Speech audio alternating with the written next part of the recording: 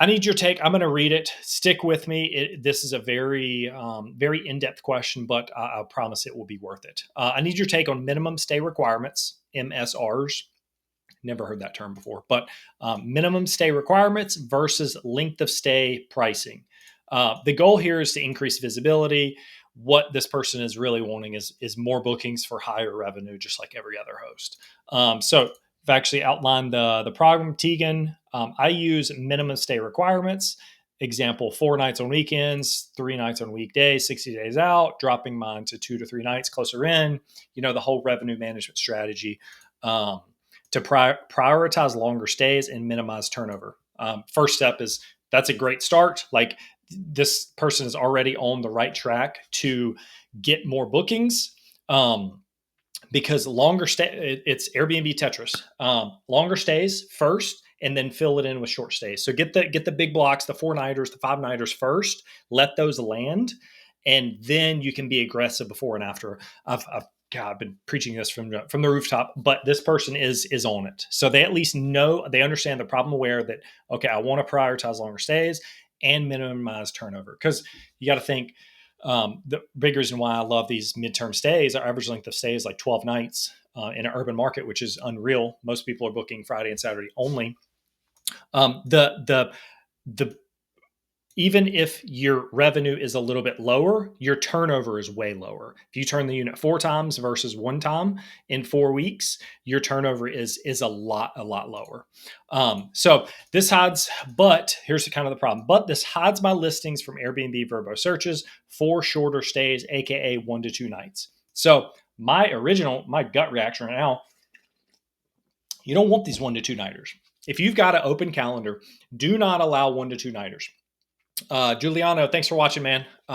Appreciate it. Hopefully this will provide value. I know you're a next level host. So if you have any questions, drop them down below. But this hides my listing for shorter stays. Yes, it does. So if you only allow a 4-night minimum, obviously you're not going to get shown to if somebody's only looking to 1 to 2 nights. One thing that I preach is to our clients and our students is like half the battle with revenue management and getting longer bookings is like shielding against the bad bookings. So first, identifying what the bad bookings are. Usually those are 1 to 2 nights. I honestly don't really like 3-night stays either. Those are like, I'll take it if I can, if I have to, if I'm into a spot where I have to take it. But the 4 nights is where the profit is made. We get so many 4+ night stays. But the problem here is cutting me out of the consideration set when chances to win guest business. So Tegan, you're probably not watching this. Maybe I'll share this video whenever that's done. So you're absolutely on the right track. But the first thing is like, you don't want these 2-night stays right now. Now, if you get a 4-nighter, let's say you book a Thursday, Friday, Saturday, Sunday nighter, I will take that 1 or 2 nighter from the Monday to Wednesday before and the Monday to Wednesday after. I'm like, that is freaking gravy. That is where all the profit is at, is those reservations before and after. So that's where you go from breaking even to making, $2,000 a month. All right. So kind of get into the nuts and bolts. I'm wondering if I can achieve the same goal, but avoid being filtered of a list of searches based on length of stay. So to answer this, no, I don't think there is a way to do it, at least from what I found. So she's kind of broken it down into 2 options. 1, stick with minimum stay requirements, aka keep minimums to ensure longer bookings, but lose visibility for short stays. Or option 2 is switch to length of stay pricing, eliminate the minimum night stay requirements to show up in all searches, and use PriceLabs to set a high base rate for discounts, a high base rate, and then discount for longer stays. So she's actually got a nice little graph here.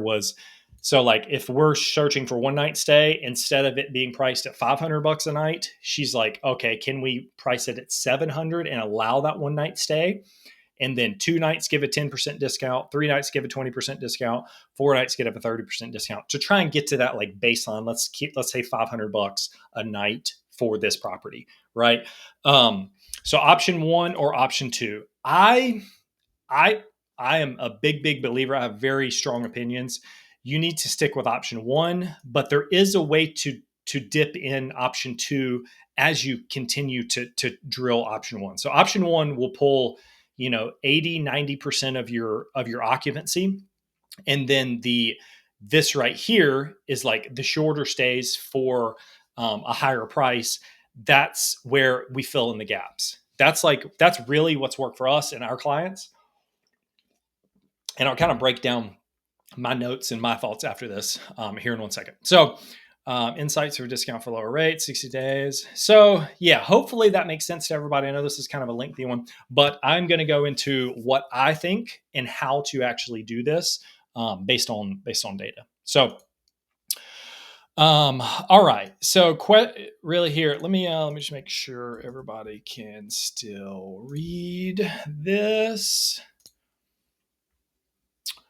All right, Giuliano, same here. I choose option one. Showing up for everyone isn't necessarily a good thing. Bingo. Like you do not want those bookings that are bad bookings. So I've kind of broken it down in the way that I think about this right here. You can do both. So just like I mentioned earlier, you can have option one, shield against the bad reservations, only get the 4-night reservations, maybe a 3-night if you have to far out.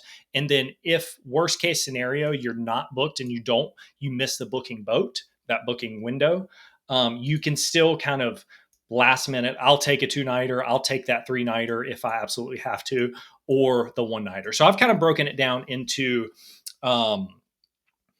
the kind of the buckets here. I'll get into the length of stay the discount here. So bookings in order. This is my internal philosophy is I want the 4 to 7 night bookings. If I am shielding, okay, let me zoom out a little bit. If I am taking a 2-night reservation 60 days out, then I am not even, if there's somebody looking for 30 nights, let's say July right now is wide open for us. All of our, everybody's like, oh my God, the sky is falling. Like July is fully open. But if somebody's looking for 30 days in July and I'm the only one available, I am going to make more profit, turn the unit less, and the place is going to host 8 guests versus 80 guests. So the wear and tear is going to be lower for that reservation. So I say all that to say, half the battle is not accepting that 2-night reservation that just would potentially screw up that entire July. If you get a July 4th reservation for 2 nights, yay, you made, $500, $1,000, but you have cannibalized that $6,000 month that is booking somewhere else, booking at one of our properties. So, this is a give and take because you don't want to shoot yourselves in the foot too long and hold that minimum too far. It's all about finding those booking trends. That's done in the market dashboard that I teach my students, and finding those booking trends. And when that booking window goes from 4 to 3 nights, you want to be able to change your minimum there. And then when it goes from 3 to 2, you want to change your minimum there. Then 2 to 1, so on and so forth. So these are the ideal bookings. Obviously you guys probably get it. 3-nighters, I'll take it, I guess, if I have to. I think there's a huge difference between 3 and 4-night stays. 3 is like break even ish. 4 is like, that's where you're profiting. 2 is last minute. This is like, okay, last minute, let's say Friday right now, we got Saturday, Sunday open. Like, okay, I'll take a 2-nighter there. 1, this is mainly for everybody's kind of scared of 1-night stays. I love them. I think the profit is in these 1-night weekday stays. I really do.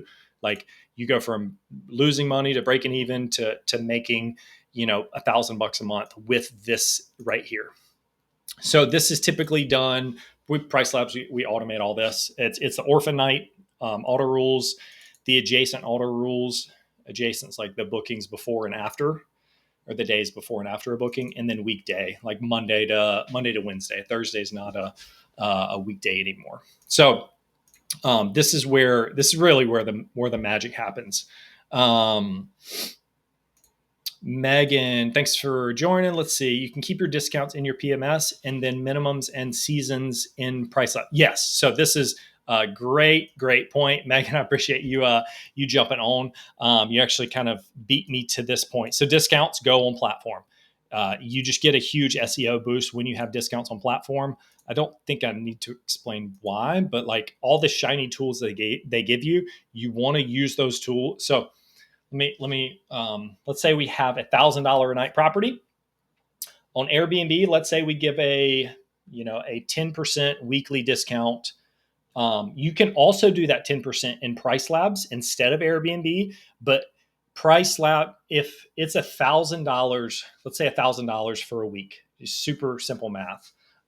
If it's an Airbnb, it's $1,000, and you give a 10% discount.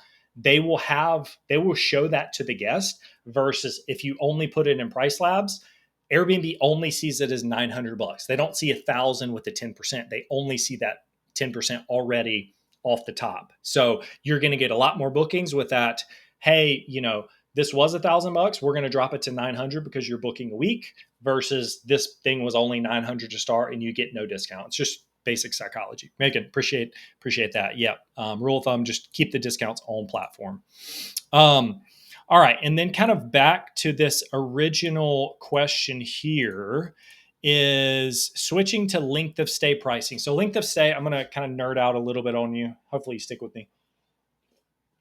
Length of stay pricing is like you determine the discounts based on how long they stay. So in Airbnb, you've got weekly and monthly discounts, which is a form of length of stay discounts. It's just you have to do 7 days or you have to do a month. There's no like, okay, if they stay 1 day, you get X amount, 4% off. They stay 2 days, you get 7% off. 3 days. You can set that in Airbnb. PriceLabs, for most of the property management systems, doesn't have this integrated into PriceLabs. So I'll show you the reason why it kind of sucks. Just stick with me. So PriceLabs doesn't have the length of stay for most PMS property management system. If you guys don't know, I use that a decent amount. So the workaround here is, I know you guys are all about the workarounds. Airbnb rule sets. So Airbnb rule sets, man, I could do a completely different training on Airbnb rule sets and like what to do, what not to do. Like I've made so many freaking mistakes on Airbnb rule sets. It is hilarious. It's kind of a side note. I think we took like a $80 reservation and it was like a $500 weekend. I think it was a Thursday night. Luckily, it was priced at $500, but I set up the rule set incorrectly and it gave a freaking 90, like a 70, 80, 90% discount to somebody that booked that Thursday. Yeah, I have learned from my rule sets, but that's a completely different, not funny. It's funny because it was my property. It wasn't our client's property. I usually me and my business partner will demo stuff on our properties because if something screws up, like it's ours versus our clients. So Airbnb rule sets work. You can do this on Airbnb directly. So even if you're hooked up to like Guesty or OwnerRez or whatever, and you can't do it because you're integrated with PriceLabs, I don't know how Wheelhouse or Beyond Pricing work. So hopefully somebody in the comments knows that. But PriceLabs is, from what I found, to be the best. So you can set this up with Airbnb, but the downside is you cannibalize Vrbo. So like, for example, let's go back to the $500 a night property, right? On Airbnb, if you have a rule set to say like, okay, if they stay one night, they get 10% off. They would get $50 off. They stay 2 nights, they would get 20% off. So they would get $100 off. But if you add that on Airbnb, and Vrbo doesn't have length of stay pricing. So since it's not in PriceLabs, you're only doing it for one channel. So you're favoring Airbnb. So you will almost always get that Airbnb booking and leave Vrbo out to dry because you're 10 to 20% lower on Airbnb versus Vrbo. Like most of the cheap guests come from Airbnb. They're very, very price conscious. Vrbo is a higher quality of guest. They book further in advance and they care less about the price. So you're naturally forcing the reservations to go through Airbnb, which I do not like. We do like 40% Vrbo. I love Vrbo guests. So I want to make sure I am competitive. There's even times where I will give Vrbo a discount over Airbnb. So we're like naturally forcing guests, the smart travelers going to Airbnb and Vrbo. They're shopping around. There's like tools out there to find all these listings to where the smart travelers is getting the best price. So I love pushing people to Vrbo to get those bookings. So don't cannibalize Vrbo. This is something we rarely use rule sets. They are powerful when you do use them. We still do in custom promotions. if we need to pull a lever and get a book, like that is the easiest way to do it. But just kind of understanding how all that happens. Let's see. Giuliano, I think I probably beat you to it. The length of stay discounts don't apply to Vrbo the same way it does for Airbnb. Yep, great job. But I believe Hospitable is bringing that feature into Hospitable, which, yes, like Hospitable is, could go down a side tangent here. We use Guesty and Hospitable for the people that don't know. Guesty has their own pricing software in-house. That's why they limit a lot of these features. I think OwnerRez does it as well. Like they don't give the access to PriceLabs for these length of stays because they keep it in-house. It's kind of like they're cheating the system a little bit, but they're the software that gets to dictate the rules. Hospitable just launched a smart pricing internal. I'm hoping it's going to be better than Guesty pricing. I just honestly, Juliana, I'm curious to hear your thoughts on this. Like I would be very reluctant to go away from a tool that only does one thing and only does one thing very well. Like PriceLabs is so integrated with Host. Like I almost don't even want to go to this other shiny object because that's all they do. Like they do pricing. They do it at a very high level. They're integrated with so many PMSs, like so many hosts use them. It's probably going to take me years to even, if I ever change from PriceLabs. PriceLabs is the best technology that I've found in this altogether. So I say all that to say, Hospitable, bringing the feature to Hospitable. Yeah, I mean, that would be helpful. Maybe we could just use that one feature in Hospitable for our Hospitable clients. I don't know. All right, Eric, let's see. Eric, thanks for the comment. Appreciate you watching. I have PriceLabs connected to PMS, then PMS has a markup for Airbnb specifically. Yep.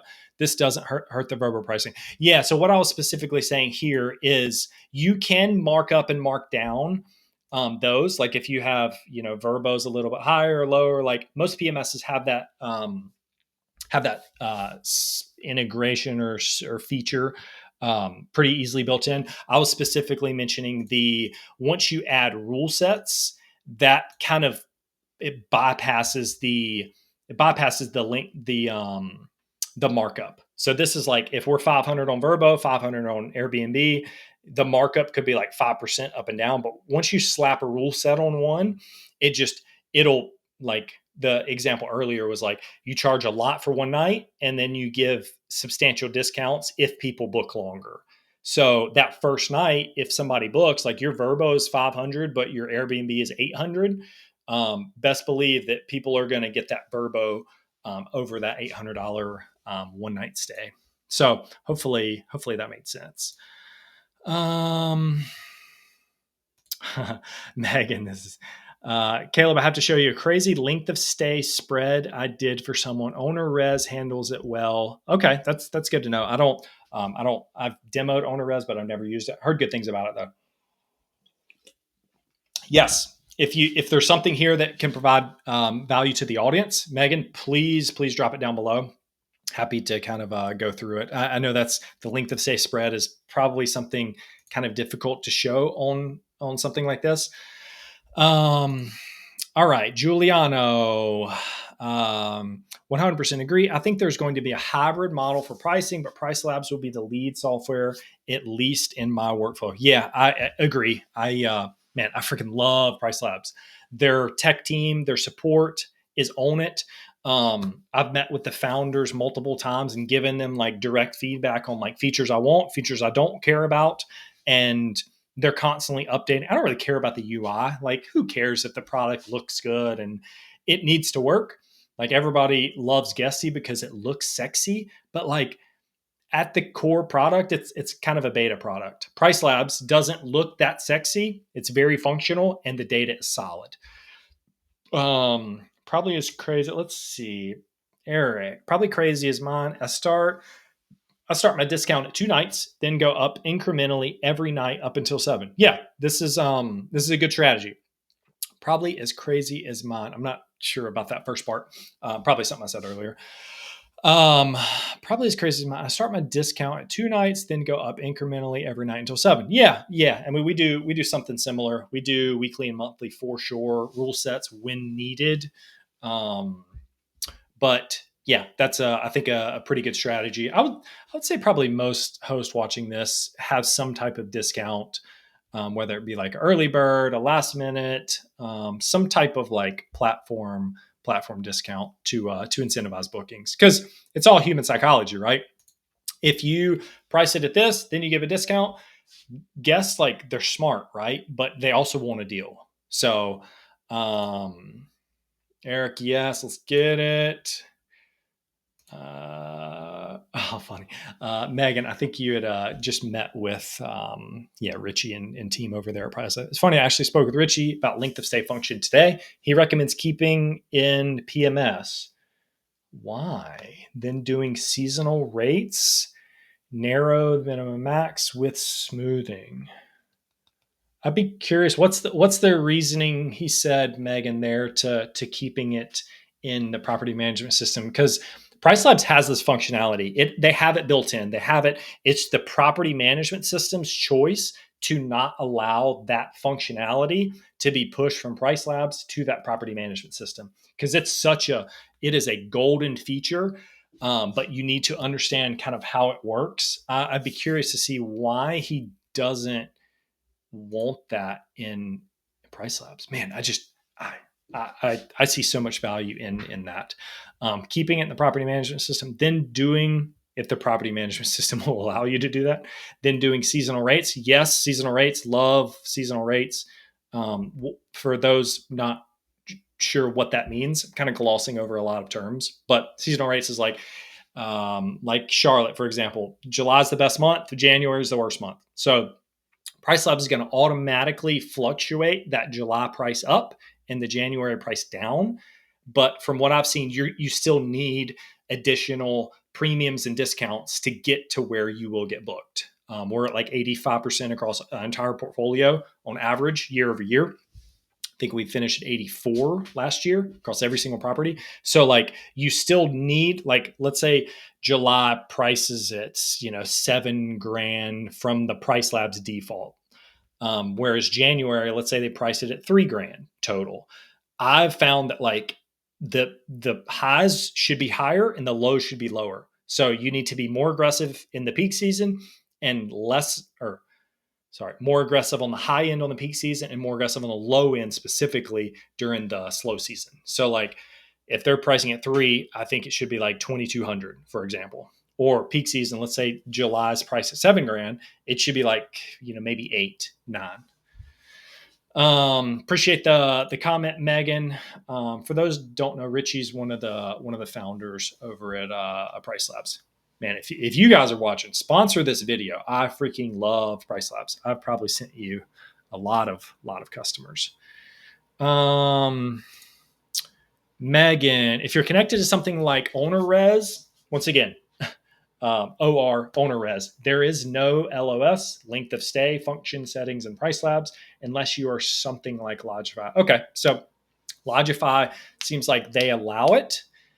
If you're connected to something OwnerRez, there's no length of stay function setting. Yeah, so it's OwnerRez deciding in PriceLabs to not turn on that feature for that specific OwnerRez PriceLabs integration. I think it's really stupid, to be very blunt, but it is what it is. I'm not the dictator of how the APIs work back and forth. Man, like, it's such a powerful feature. Like, why not give hosts the ability to do that? Like, imagine having length of stay with Vrbo, Booking.com. God, it would make life so much easier. All right, that is all that I've got. If nobody else has any specific questions, we still got maybe 10 people watching live. Thank you for joining. Hopefully this was helpful. I know it was super like in depth, but God, I love doing these like in depth kind of next level advanced trainings. Typically, we do this in office hours, which is Friday at 1:00.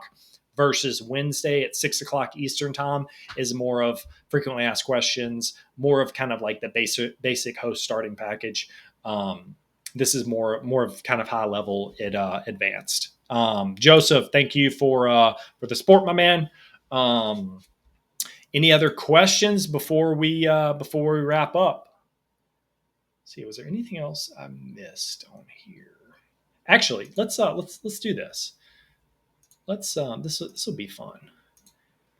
Let's go through this for those that are still watching. I think I left a comment here, but let's see what people had. Eric, thank you. Have a great weekend. All right. Really good insights. All right, let's see what Jake had. Jake is very, very bright dude.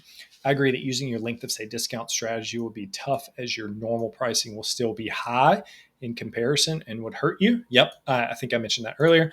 I like the thought process of being able for a length of stay. Generally, we use length of stay discounts to incentivize a longer booking further out. Yep, do the same thing. I like the context we are missing is what the situation with the property. If you're booked solid all the time, hundreds of reviews, then you should add restrictions to capture just the length of stay and pricing you want. God, it's like Jake read my mind. If your property is brand new, then you need to get aggressive. So like you're going to take that 3-night booking further out than you once you have. So this is like once you have momentum versus once you're starting a brand new property, you need review velocity as quickly as possible. I was talking to a prospect yesterday about that.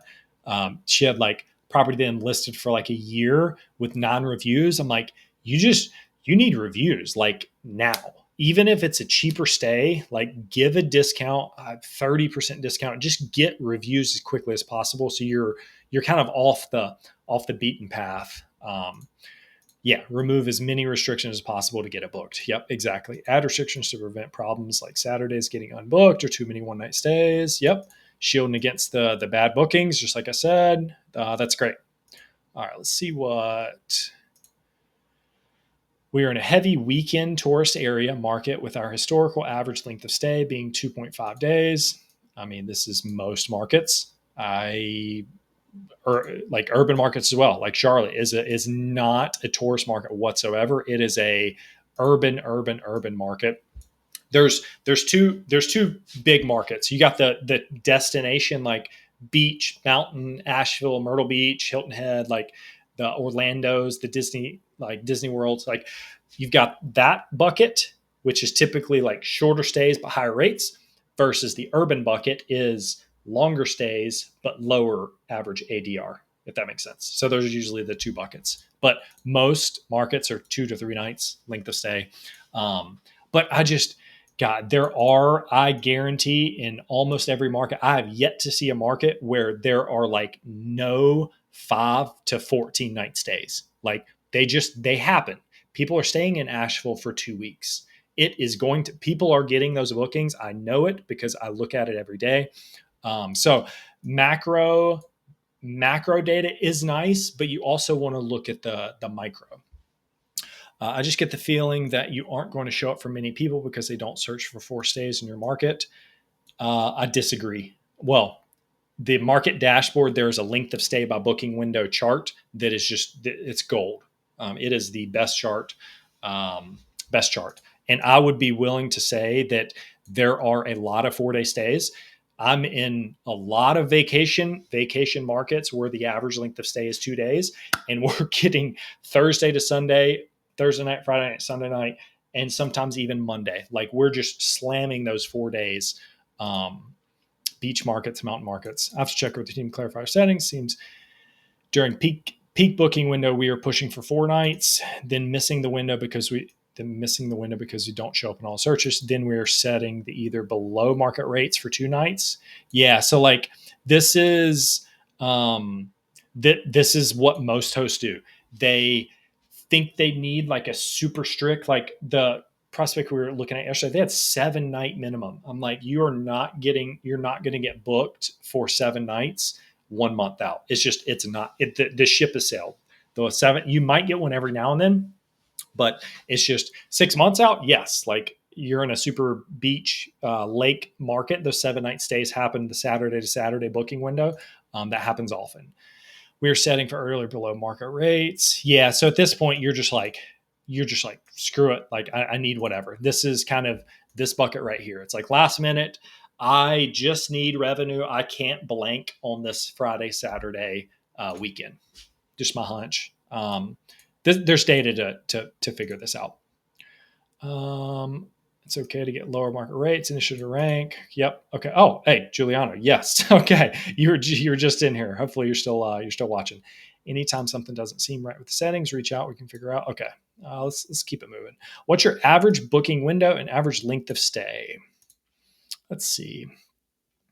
Average booking window is 30 days. Also, almost every single market that I operate in, and 2 to 5 days. Some of the urban markets are like 21 days on average from what I've seen, and more of a vacation rental market are 30 days. So once again, macro versus micro data. You've got this is probably looking at the macro, like every 2,000 listings in this market, people are booking 30 days in advance.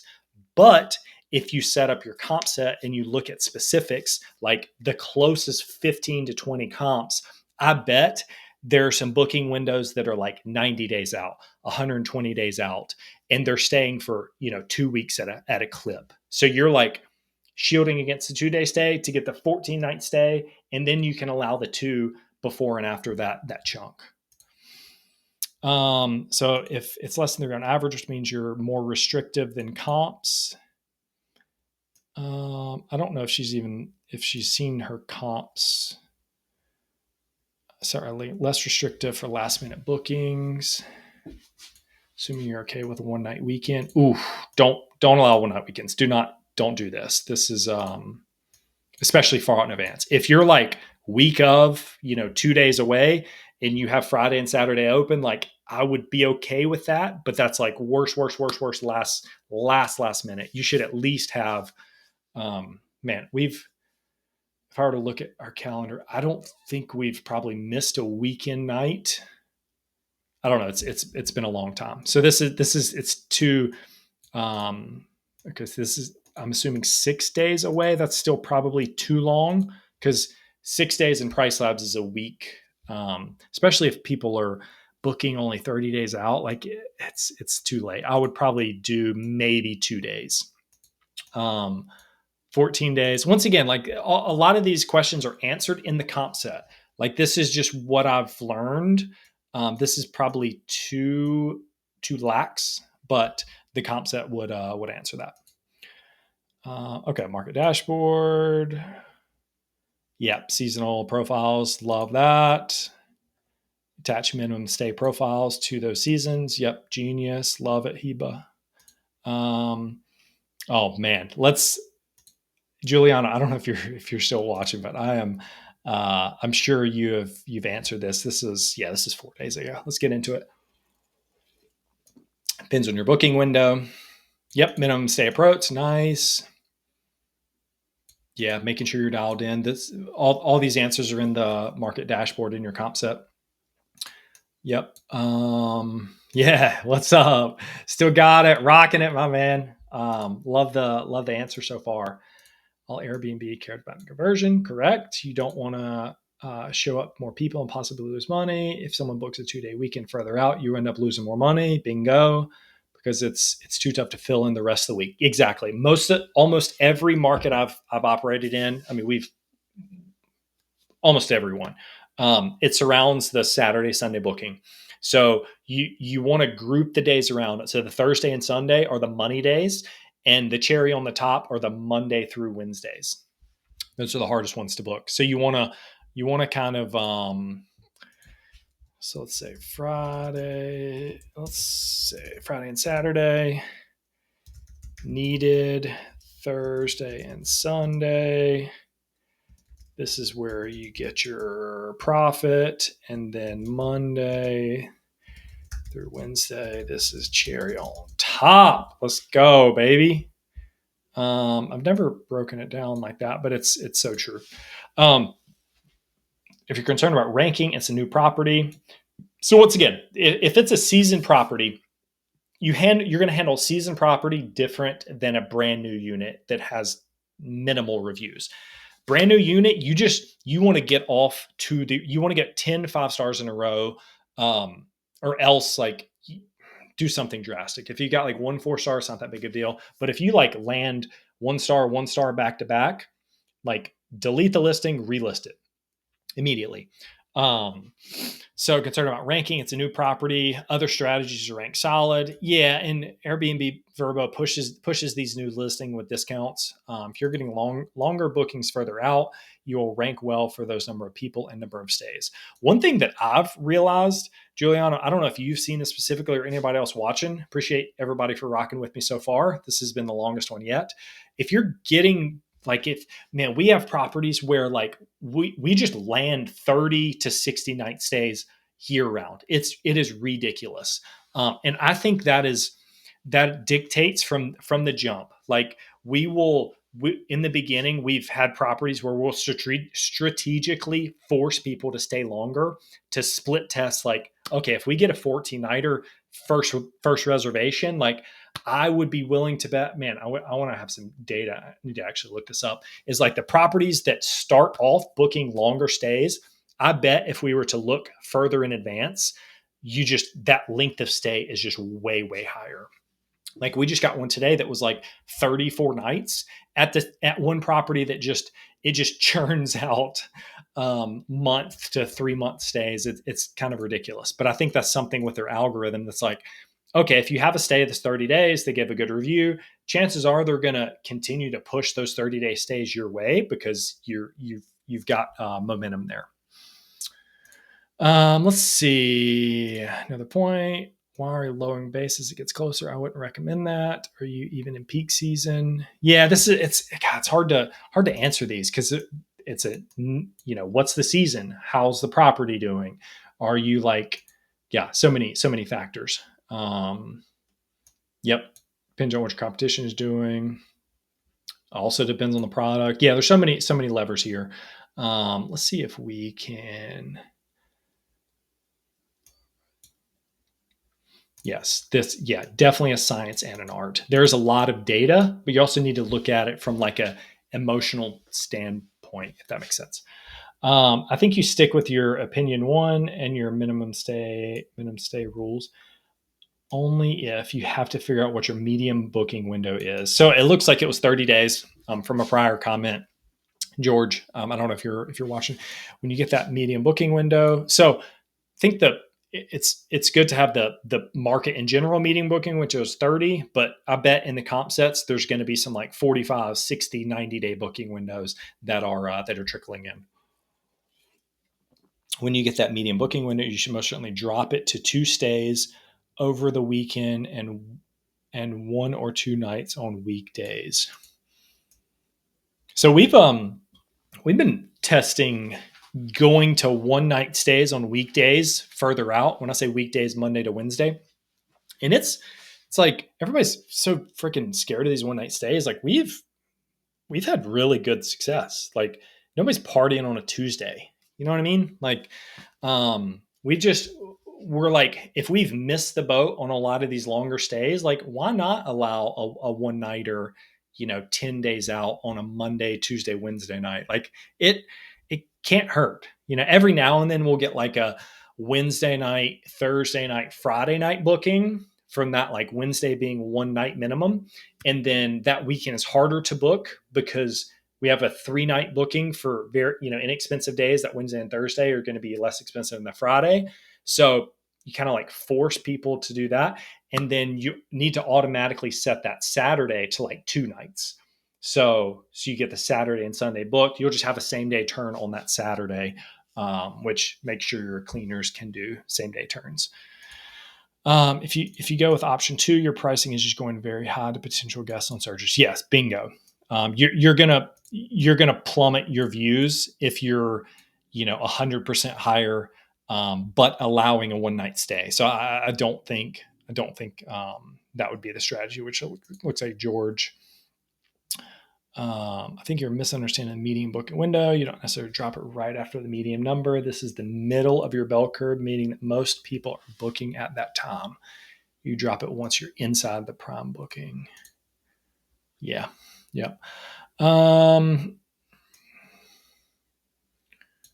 Yeah, stripe through pricing. You get a lot of those with custom promos. Let's look at a couple questions I've been missing. Caleb, do you know if PriceLabs is not connected to any PMS? Is there a length of stay function? Yes. I hmm, I haven't tested this at least in like 6 months, but the last time I talked to him, PriceLabs had the functionality built in for length of stay when it's not connected to a PMS. I just know that Guesty does not allow it. Hospitable did not allow it at the time. Whenever I was talking to our account rep. Um, but let me know if I'm incorrect here. But yeah, let's see. Giuliano, this was totally accidental, but I love joining. I have to jump now, but good stuff, usually, man. I appreciate you you watching. Tuesday is my party day. That's funny. All right, let's get through here. I think it's probably the last comment. I don't know if there's any better, but this is what I'm currently doing. Depending on the market, I have a 3 to 4 night minimum further out. Good start. As we get closer to the arrival date, it is reduced to 1 night. I'd be curious at what point is that 1 night? Probably, hopefully, the same week. Our beach property is a 4 night minimum until six. So a 4 night minimum until 60 days. Then a 3 at 30 days. 3 at 30 days. So you're like, yeah, I mean, beach property in peak season, the Saturday to Saturday booking window is very popular. I would probably say if we looked at this guy's calendar, he would be booked on every weekend. You know, you get Thursday to Saturday booked, but once you kind of deviate from the Saturday to Saturday booking window, like you kind of screw the entire month. So you want to be very, very restrictive on the front end, further out. And once you start getting that Saturday to Saturday, you'll just see them start stacking in. You'll just have same day turns on Saturday, which is great. But your profit will be through the roof.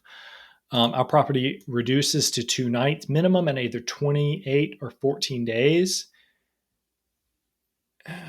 Depending on the property's popularity. That's a big difference. 28 and 14. Like that's a whole nother booking window. To most markets, 2 nights at 28 days is way too lax, and 14 days is way too lax as well.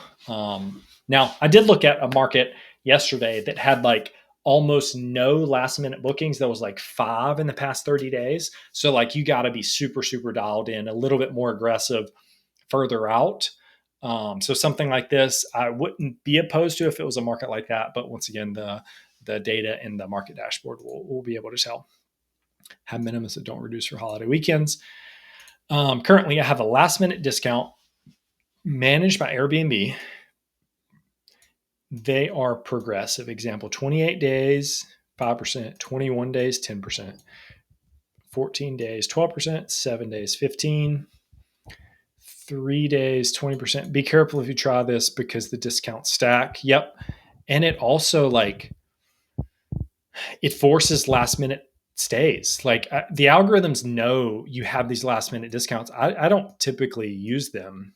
I don't know about everybody else, but like, I don't like the last minute discounts. I don't know. Just I feel like it forces Airbnb to promote those to get those last minute bookings. I guess if you're not going to get booked, then that's okay. But like book if your length of stay and your booking windows further out are dialed in, like you don't really have to worry about this. Discount stack, yeah, that's very risky there. You'll want to set up the 27 as 5, 21 as 5. Okay, this will strike through. Love the strike through. But all right. Thank you, everybody, for watching. We have been going 46 minutes, and it is hopefully there's been freaking value nuggets throughout. I will wrap this thing up. If you have any follow-up questions, shoot me a message on Instagram right there at Caleb W. Shore. And I will see you guys next week. Happy Memorial Day. Peace.